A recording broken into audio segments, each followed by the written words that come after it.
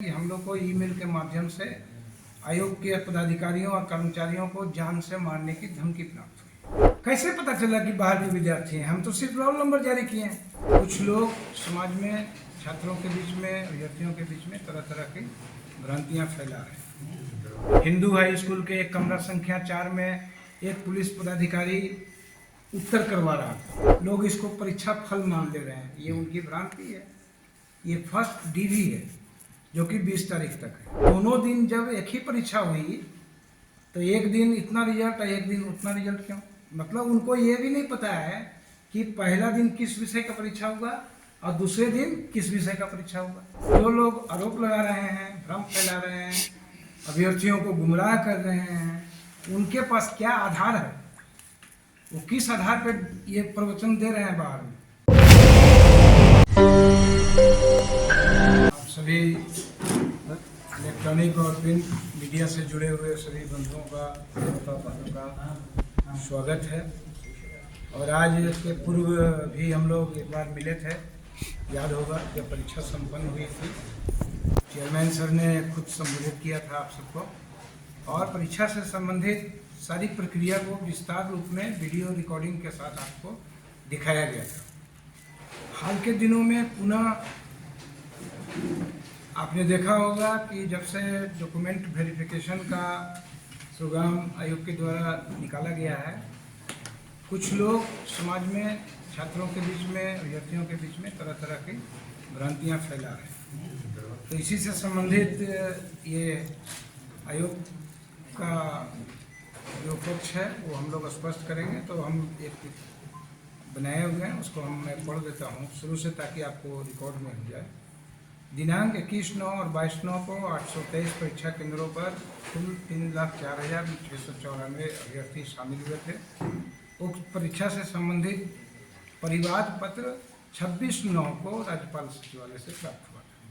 तो उपरोक्त परीक्षा में प्रश्न पत्र लीक से संबंधित परिवाद पत्र कुछ कोचिंग संचालकों के द्वारा राज्यपाल सचिवालय को 25/9 को और JSSC कार्यालय में 26/9 को सौंपा गया।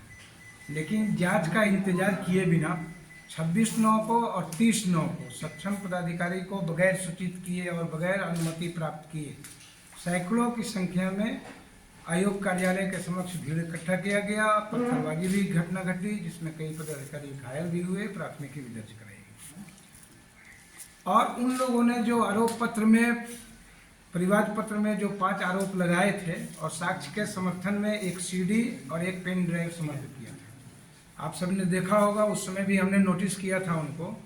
CD ब्लैंक पाया गया था और खुद एक्सेप्ट भी किया है उन्होंने। परिवाद पत्र दायरकर्ताओं को हम लोगों ने शपथ पत्र के माध्यम से मांगा था कि मूल डिवाइस, मूल मोबाइल जिससे फोटोग्राफ जो किया गया वो उपलब्ध कराएं, लेकिन उसका अनुपालन उनके द्वारा नहीं किया गया। परिवाद पत्र में प्रश्न पत्र लीक होने का आरोप लगाया गया था, लेकिन उसके साक्ष्य में कुछ प्रश्नों के उत्तर, वायरल उत्तर उपलब्ध कराए गए थे, जिसका फोटोग्राफ मेरे पास है। आप चाहेंगे तो मैं दिखा दूंगा।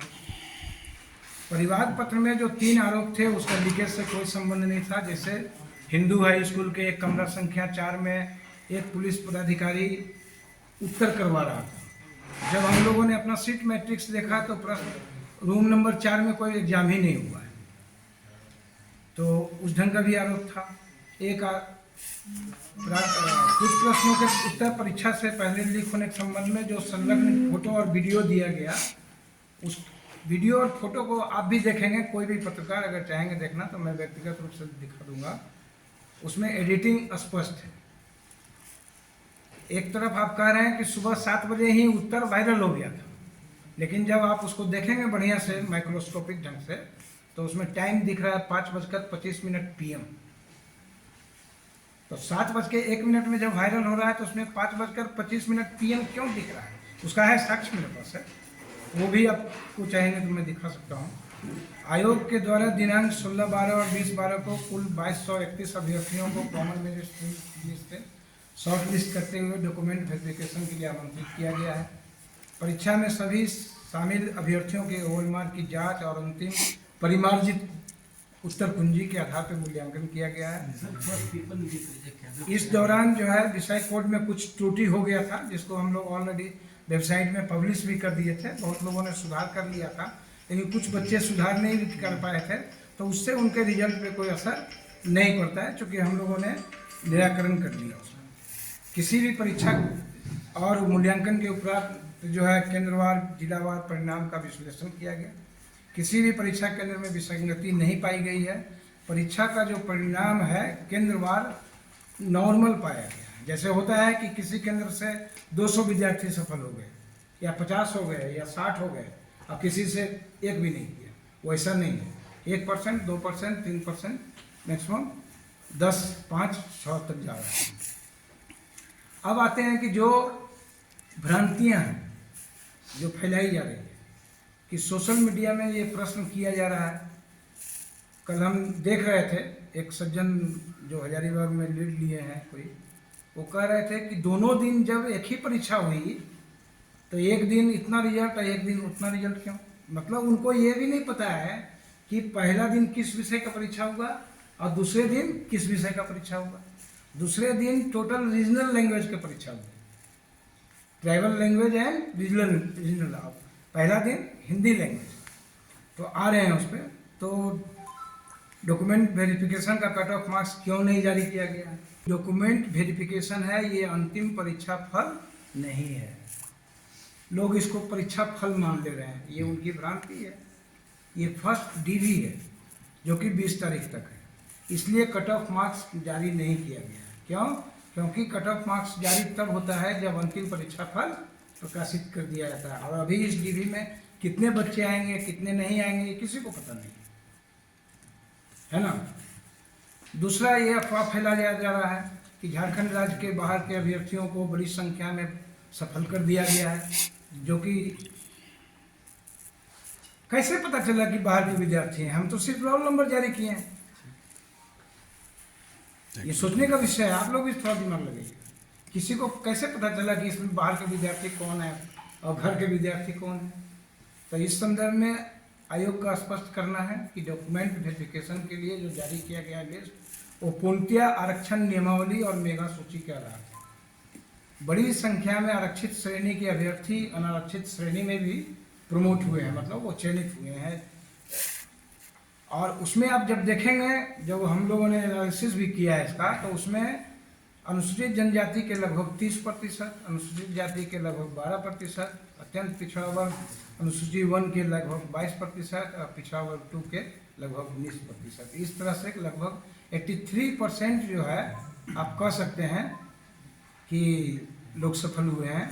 अब इसी से आप अंदाज लगा लीजिए कि जो लोग भ्रम फैला रहे हैं समाज में या विद्यार्थियों के बीच में, वो किस आधार पर भ्रम फैला रहे हैं। यह बहुत सोचनीय विषय है। सोशल मीडिया के माध्यम से यह भी प्रश्न किया जा रहा है कि प्रथम दिन जो है 21/9 को मात्र 82 प्रमाण पत्रों का जांच हेतु आमंत्रित किया गया। ये भी आपने देखा होगा। तो इस संदर्भ में मैंने पहले भी बताया कि पहला दिन हिंदी भाषा का परीक्षा और दूसरा दिन जनजातीय और रीजनल लैंग्वेज की भाषा का परीक्षा थे। हमारा स्केलिंग करने का कोई फार्मूला नहीं है, जो मेरिट में ऊपर आएगा उनका होगा। और इसका जब परसेंटेज देखेंगे तो लगभग 88% है। तो ये भी समझिए एक अच्छी बात है कि आप रीजनल लैंग्वेज को बढ़ावा मिलता है। प्रमाण पत्र की जांच के लिए कुल 2231 उम्मीदवार आमंत्रित किए गए हैं, जिसमें 2145 लगभग 96% झारखंड राज्य के निवासी। 2231 उम्मीदवार आमंत्रित किए गए हैं, जिसमें लगभग 2145 झारखंड राज्य के निवासी एडजस्ट डेटा कर। ठीक है, तो आप समझ लें कि जो लोग आरोप लगा रहे हैं, भ्रम फैला रहे हैं, अभ्यर्थियों को गुमराह कर रहे हैं, उनके पास क्या आधार है, वो किस आधार पर ये प्रवचन दे रहे हैं बाहर में, ये समझ से बाहर है। सोशल मीडिया में यह भी अफवाह फैलाया जा रहा है कि परीक्षा की अवधि में बाहर जो है क्वेश्चन रटवाया गया। तो भाई इसका साक्ष्य किसके पास है, कहाँ रटवाया गया, कौन रटवाया? आप जाइए सक्षम पदाधिकारी के पास, सक्षम जगहों पे जाइए। तो इस संदर्भ में कोई आयोग को सूचना प्राप्त नहीं है। प्रमाण पत्रों के जांच के उपरांत सूचना प्रकाशित होने के बाद एक और जानकारी आपको दे दें कि हम लोग को ईमेल के माध्यम से आयोग के पदाधिकारियों और कर्मचारियों को जान से मारने की धमकी प्राप्त हुई। उनके आए हाँ, अब ये सब तो इन्वेस्टिगेशन सब भेज दिया है। नाम ज्यादा है क्या? नहीं, आईडी नेम है सम फलाना ये, और आईडी नेम है और बहुत उसमें गाली गलौज सब का इस्तेमाल भी किया है। परीक्षा को कदाचार मुक्त करने के लिए सभी परीक्षा केंद्रों पर प्रत्येक कमरे में कम से कम 2 वीक्षक मतलब लगभग 26,000 की प्रतिनियुक्ति की गई थी। परीक्षा केंद्र के लिए परीक्षा ऑब्जर्वर पहली बार बनाए गए हैं आयोग के इतिहास में। बाकी चीज़ तो आपको दिखाई चुके हैं सर के उपस्थिति में। स्टैटिक दंडाधिकारी, पेट्रोलिंग मजिस्ट्रेट, आप इमेजिन नहीं करेंगे 15,991 हम लोगों ने सीसीटीवी इंस्टॉल कराया है। और आपको पिछली बार ही दिखा दिए थे कि जो एडहेसिव बैग है उसको आप फाड़ नहीं सकते, पूरे सभी मीडिया बंधु।